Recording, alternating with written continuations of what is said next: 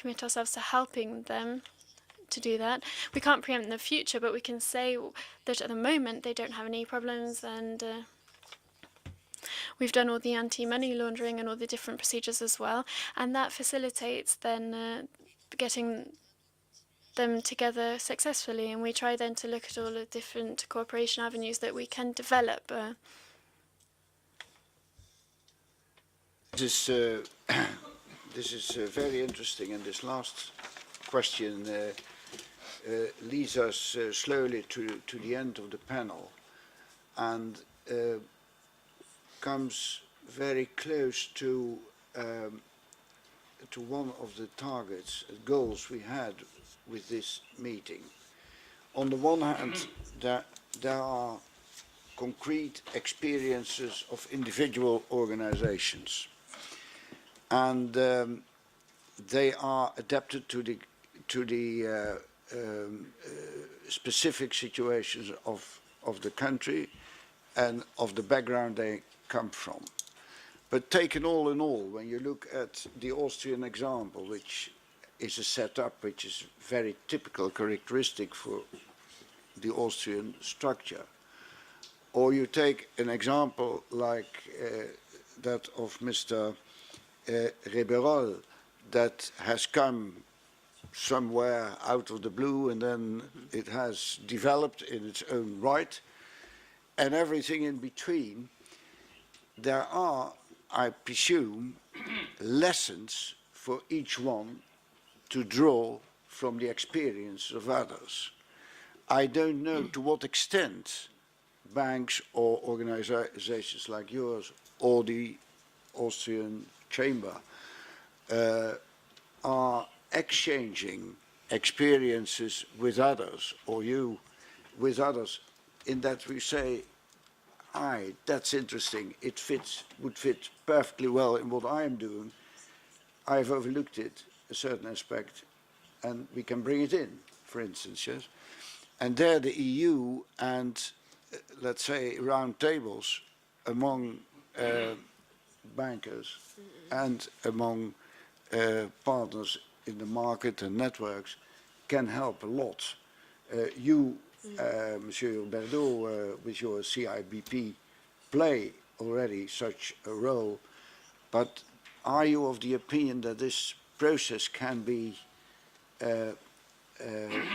better and more duly applied, or what would be your suggestion as a roundup of this panel?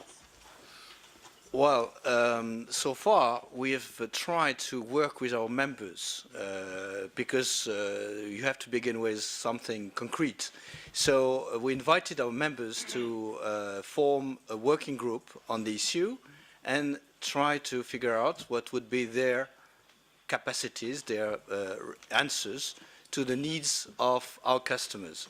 But of course, we want to have a network available all around the world and not only in countries where we have members. So we are interested, of course, to enlarge the capacities of such a network to other countries. And through our members, we have already access to other countries. For instance, BPCE is also a member of another network, and they open this network through them to countries where we are not present. CIBP has members in various continents. We're in Northern America with Desjardins. We're also in Latin America. We have a member in Brazil. We have a member in Argentina. We have a Moroccan member. We have members outside of Europe. And of course, Europe is our first focus, but not only. We're trying to expand this kind of approach to other countries. And we are not close to other partnership. Of course, we're privileging cooperative organizations because they have exactly the same needs and the same limitation than we have being cooperative. But we are not competitors to each other as well, which is important. So associating with other cooperative banks is, in a way, a guarantee for our members that they will not be in competition with banks abroad. I would say if we would include major commercial banks in our networks, that could be a problem because they could become competitors and they could have access to our customers through the network, and that's not necessarily what we're looking for. In enlarging our network, we have to be careful that we stay in the family in a way. Yeah, yeah. That is to say, with people who have the same philosophy, the same approach than the one we have. So yes, we're open, but at the same time, we want to keep a partnership with people who will bring us the solutions we need according to what we are. Thank you very much. And as I understand, there is a close contact also with the Commission and the EIB and EIF to exchange experiences. And in order to improve financial engineering in, well, for us in Europe. On crowdfunding, I would like to make a remark. The committee has adopted a very, very interesting and well-drafted opinion on crowdfunding. Maybe it can be... oh, it is outside. That is very well received, so it might be interesting. And one last remark, listening to Monsieur Riberol, I remembered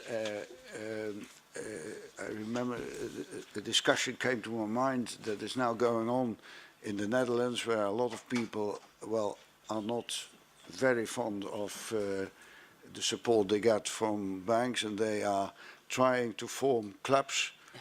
You know what it is, clubs in order to support each. Sorry. Credit unions.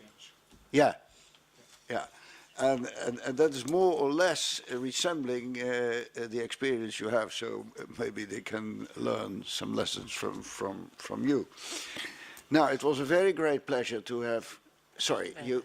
Mr. Chair, I think I have it's necessary to tell you that actually the first success story was already built because my colleague from Rabobank told me that the initiative in Austria, Business Angels, what we want to have in Austria, already exists in the Netherlands. So we have the first example of best practice here. On the Okay. And this exchange which is taking good place. for you and good for all of us. It was a great pleasure to be in this panel. We learned a lot. And we'll try to make progress on the basis of the conclusions that have been drawn. And thank you very, very much indeed for having come to us and having joined us in this lively and very sympathetic and human debate. Thank you very much. Thank you very much.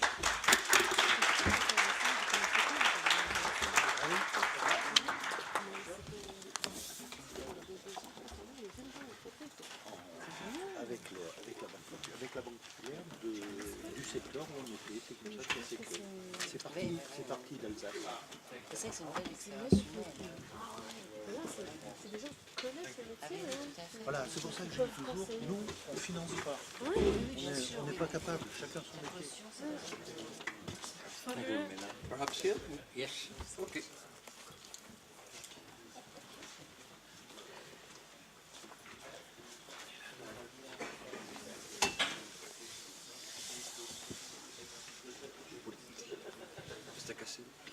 Voilà, Cassidy, vous pouvez... Oui, c'est bien. Voilà. Où vous voulez. Mr. Cassidy, if you want to... You feel comfortable here? Take the picture. C'est OK? Oui, c'est OK. Mais il y a un photographe. Les noms sont... Non, non, c'est bien. C'est parfait. Toi, vous êtes là, vous. Oui, oui, c'est bien. Et pour toi aussi. Oui, oui, oui, c'est fait. Bien. Je commence? Oui, I have the president chair. Yeah. Mesdames, Messieurs, à mon tour. Ladies and gentlemen, good afternoon. I'll just introduce myself. I'm Ronnie Lanou, member of the committee. I had the honour of drafting a few reports on SMEs, one on the Small Business Act. A very interesting and important basis. I was rapporteur for COSME, and I was co-rapporteur with Anna Maria, who you met this morning, on funding and SMEs. I do apologise that I wasn't here this morning. I'll be brief because I know you've worked hard all day.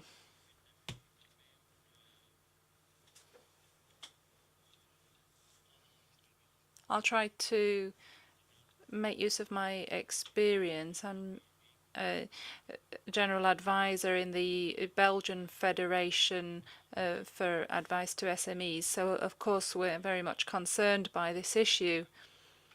I'm from a country where cooperative banks have almost ceased to exist. The big cooperative banks went into business with the large mainstream banks, which they're probably regretting now. You know that there are a number of problems. We do have a number of interesting banks. We've got the Crédit Agricole, for example. I can say that most SMEs lend from the major traditional banks.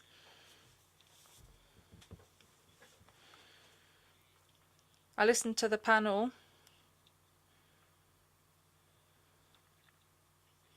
under the professional leadership, as usual, of Joost. And I can tell you that I'm discovering a new world. This morning, Anna Maria explained our opinion on financing of SMEs. And among other things, we stress the need for good practices there. I think today, in any case, I have heard a lot about good practices during this panel. I heard of good practices from Austria, France, Canada, the Netherlands.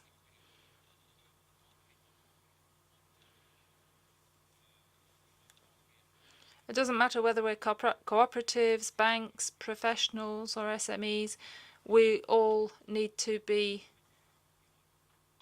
stimulating that. Not reinventing the wheel. The wheel has existed for a long time in this country and elsewhere, but even within this committee and professional organisations, we need to continue along this path.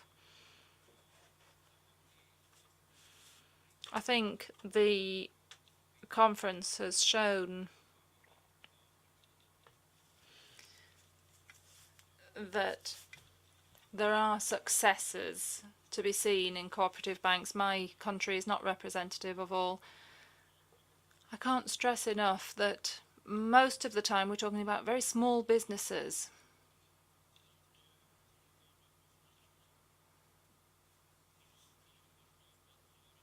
They need external advice. They don't have financial directors, they don't have human resources directors or directors to follow European projects, so they do need that advice. They need the information from their banker or their accountant. And a great asset that cooperative banks have is proximity. And it's one SME talking to another. Your local bank is a kind of SME, so it's like talking among colleagues. Of course, each one has his own interest, but that's a great asset. I mean, the mainstream banks have lost that proximity with internet banking, etc. But an SME, when thinking about funding, needs a personal advisor, someone he can trust.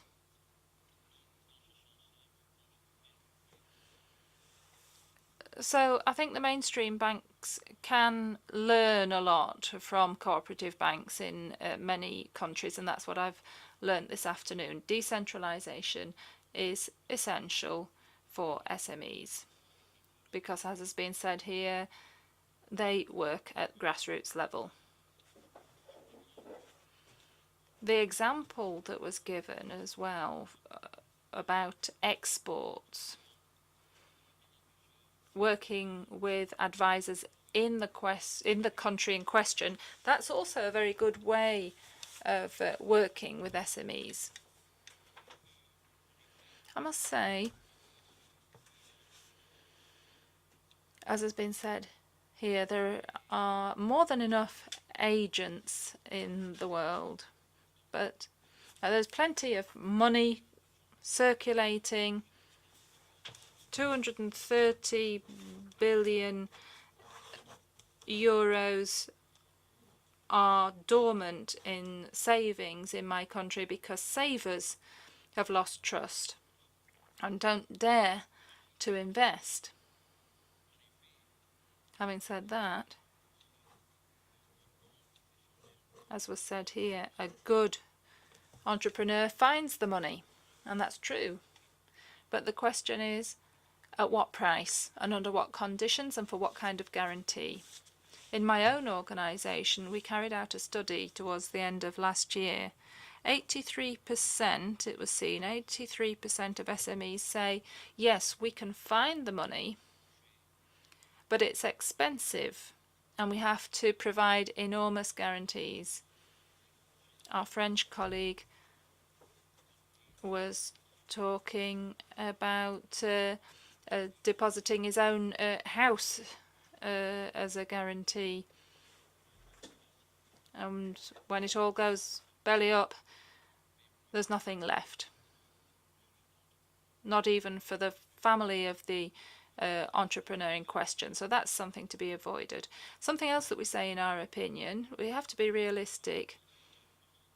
What we don't want is a boxing match between banks, whether they be cooperative or otherwise, because cooperatives have legitimate commercial obligations as well. We don't want a boxing match between the banks and the SMEs. No, we want dialogue and cooperation. In my country, for example,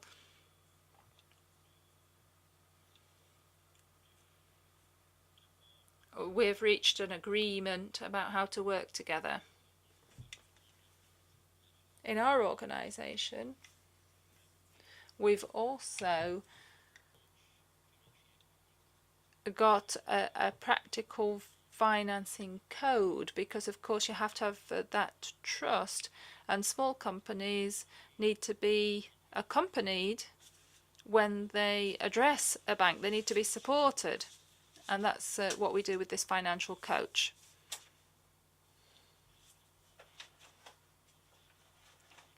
Joost asked, where are the SMEs today? Well, they're at work in their little businesses.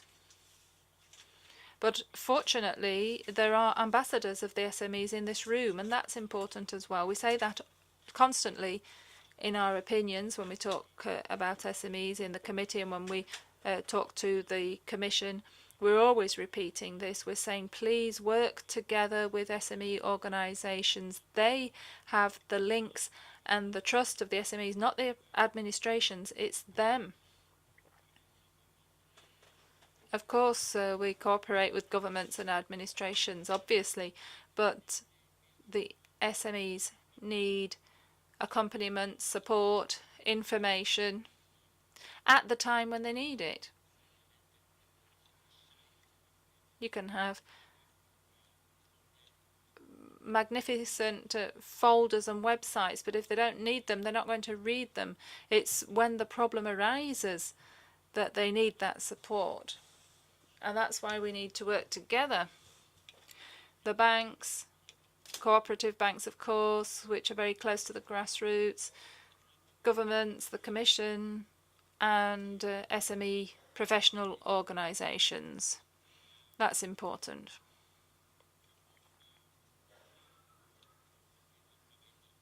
I know you've been working hard all day, so I think I'll leave it at that, although a lot remains to be said. But perhaps I can just finish on this note. In the committee, we draft very important opinions. You might wonder whether anyone takes any notice of these opinions. Well, it really depends on us. It also depends on how we multiply the effect in member states. That's my experience anyway.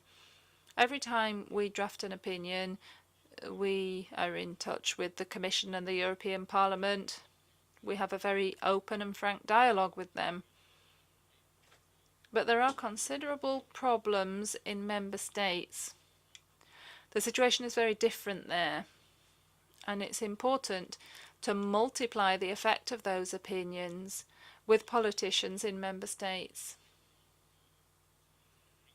That's a great priority for professional organisations, banking organisations, etc., because otherwise everything would stop here. This conference must not stop here. On the contrary, you are ambassadors for all kinds of different sectors.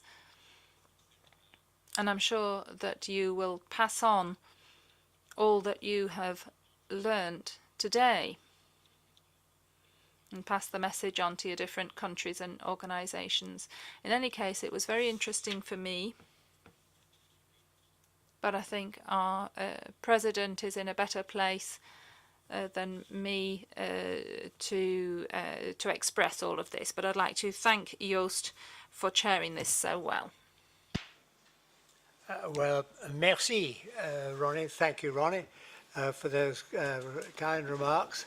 And I echo them as far as the organisers are concerned, and also as far as the sponsors, if I can so describe them, are concerned. We're very fortunate to have representatives of the Banque Populaire, or as our chairman said this morning, I hope they're not too unpopular, the cooperative banks, and of course that group that we know and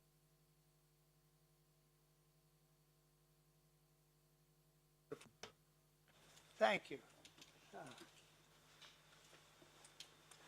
I'm not going to start again.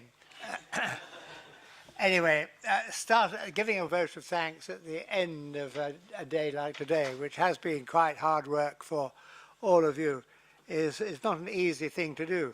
And I've been making a lot of notes as the day has been progressing, but you're relieved to hear that I'm not going to read them out, but you will have drawn the same conclusions as I have done from what some of the speakers have had to say.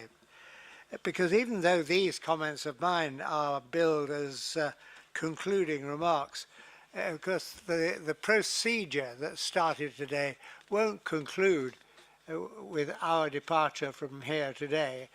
Hopefully the process will continue, because one of the things that we hope you will all have gathered from here is the fact that you're not alone, and there are people in other countries facing the same problems as you face, as we know from the number of occasions on which we find ourselves considering this issue of financial assistance to small and medium enterprises. So I'd really just in the end like to echo what Joost van Eersel said in drawing his session to an end. He said, there are lessons for us all today, and that's true even for people like me who are no longer directly involved in running a small and medium enterprise, as I always worked for very large enterprises before I came here. But nonetheless, some of the lessons that we've learned here could apply to the large enterprises too. I'd like to thank in particular our own people who organised the forum in cooperation with our sponsors, to thank those of our interpreters who are still with us. Yes, there are still with us, mainly German, English and French. All the others have disappeared. And to congratulate all of you for your persistence in staying until the end, bearing in mind that it's the things at the end that are always the most memorable. So thank you again, and have a safe journey back to wherever you're going. Thank you.